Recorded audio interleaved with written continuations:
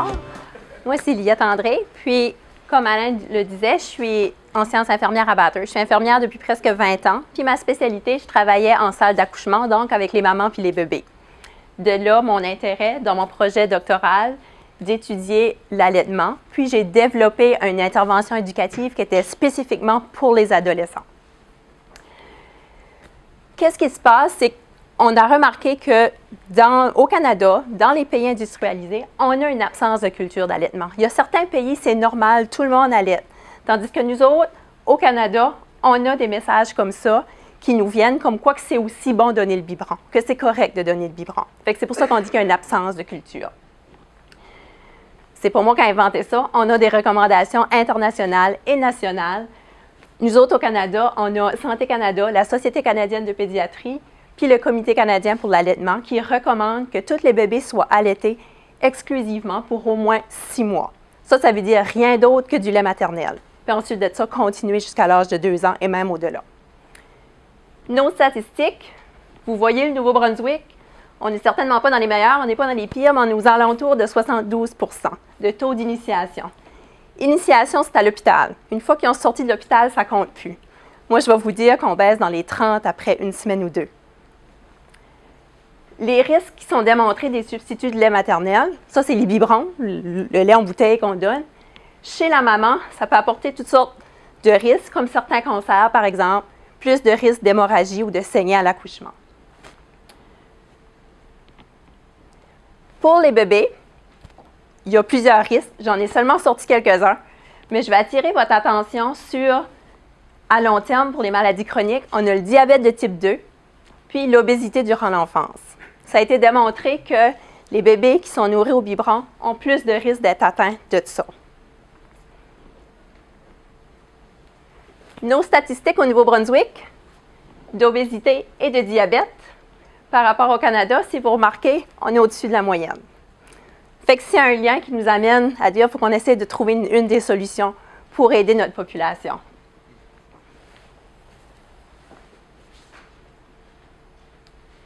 Qu'est-ce qu'on peut faire? Bien, c'est éduquer les gens, expliquer aux gens qu'il y a d'autres alternatives que les biberons, puis pourquoi allaiter les bébés, c'est bon pour la santé, c'est bon pour la santé de la population en général.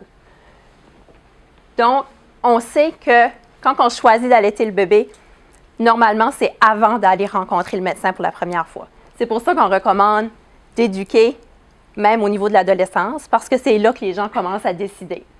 Fait que le but de la recherche, c'était vraiment de développer quelque chose spécifiquement pour les adolescents. De cette façon-là, on allait être capable de sensibiliser une grande partie de la population avant qu'ils deviennent enceintes. Comment on a fait ça? On a fait des groupes de recherche, des groupes d'études. Donc, on avait un groupe contrôle, on avait un groupe expérimental où est-ce que l'enseignante en classe a enseigné le cours sur l'allaitement à ces jeunes. Puis, on a une autre classe dans une autre école que elle, c'était en ligne, juste sur l'ordinateur avec pas d'enseignante. Fait qu'on appelait ça une recherche appliquée, quasi expérimentale. Puis, on a choisi les écoles au hasard. C'était 3 écoles dans la région du Nord-Est ici, 3 écoles qui se ressemblaient, secondaires. Puis, on avait choisi le cours de formation personnelle et sociale. Le groupe contrôle, on avait 34 participants. Magistrale qui était avec l'enseignante, on avait 37.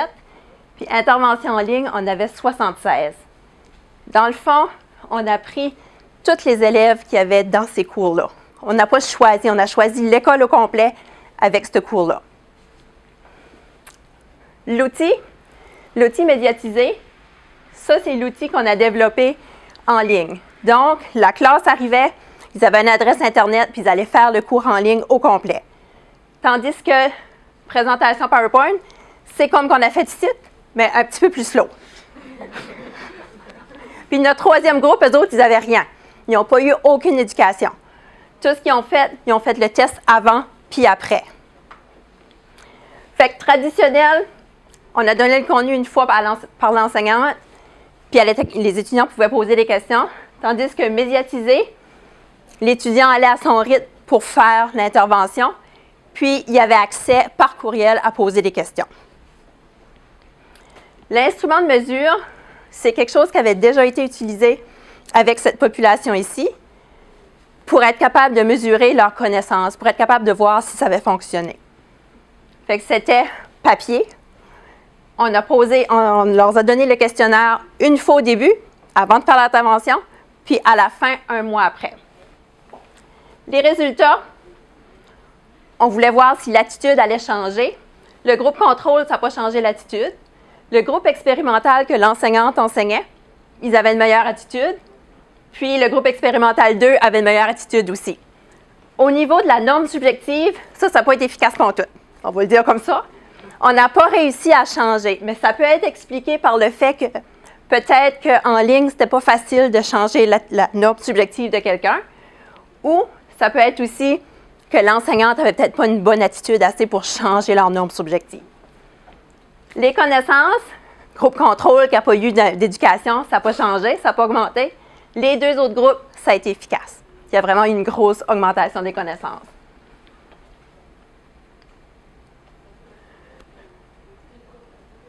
Au niveau de l'intention, c'est ça qu'on voulait savoir. On voulait savoir à la fin de notre éducation, est-ce qu'ils allaient avoir l'intention d'allaiter? Est-ce que plus tard, ils allaient choisir d'allaiter? Contrôle, ça n'a rien changé non plus. Tandis que nos deux autres groupes, on a eu une augmentation.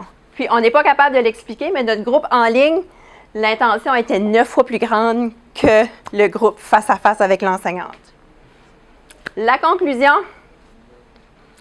on n'a pas été capable de démontrer que l'intervention en ligne était supérieure à celle donnée par l'enseignante. Ce qu'on a été capable de démontrer, par exemple, c'est que les deux interventions étaient efficaces pour augmenter les connaissances, puis l'intention, puis l'attitude, mais il n'y en a pas une des deux qui était supérieure.